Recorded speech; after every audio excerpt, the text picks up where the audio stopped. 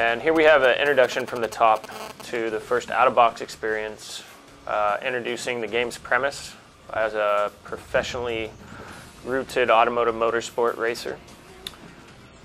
Going through the game modes, the NFS World Tour, and beginning our test lap, which is an introduction for players of all skill levels to get familiar with the car, the way the game drives, and then get a first-hand look at the options menu, which allows you to set up your difficulty level for AI, your physics model, the scalability of the assists, visual damage versus full performance damage, and of course automatic versus manual gearing. So again, we introduce you in a BMW here. It's a really good mid-range car, mid-engine, solid feel. It's also in this precursor test lap, the car that you use in the first career event to set up the career economy.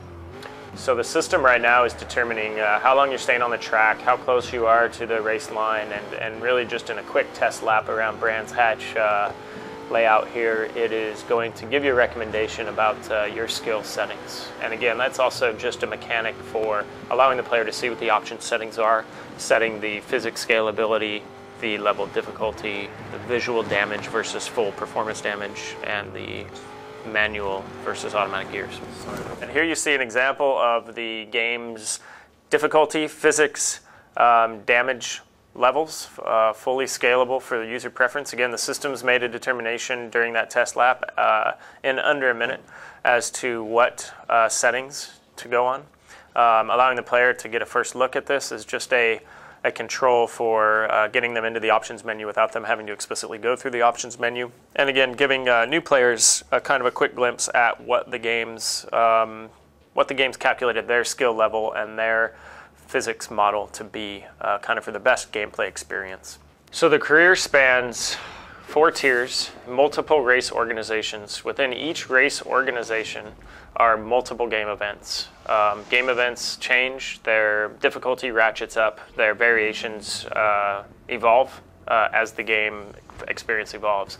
You see here an example of the star system, which is really the progression mechanic for the career.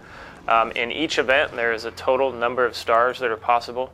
You see here in this completed event, we've earned a second place finish for 2 stars, and we've completed both in-game challenges for an additional 2 stars, but we still haven't placed first in this race. So while we've got 4 out of 5 stars, leading to our total of 14, we don't have to get 5 of 5 or even 4 of 5 in each event to progress to the next race organization.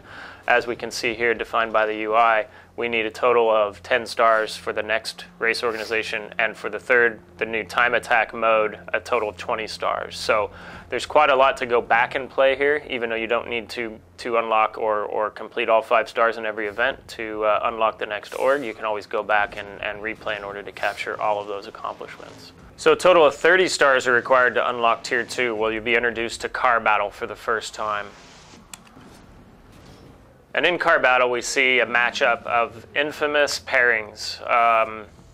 Cars that are often thought to be so close in comparison that only the driver's skill sets them apart. So here we've let drivers go head-to-head with AI, picking their car, and they're picking which car they'll be competitive in, going for a best-of-3 challenge series for either a 5-second lead or whoever's first across the finish line, coming back and trying it again. Here we just see some of the popular pairings of cars in this game mode, like the RX-7 versus the Z4, the WRX versus the Mitsubishi Evolution, Camaro versus Challenger. In Tier 2, we also see Drift introduced for the first time, mixed series, as well as USA, Japan, and European series, which is an example of introducing regional battles with manufacturers from USA, Japan, and Europe against each other.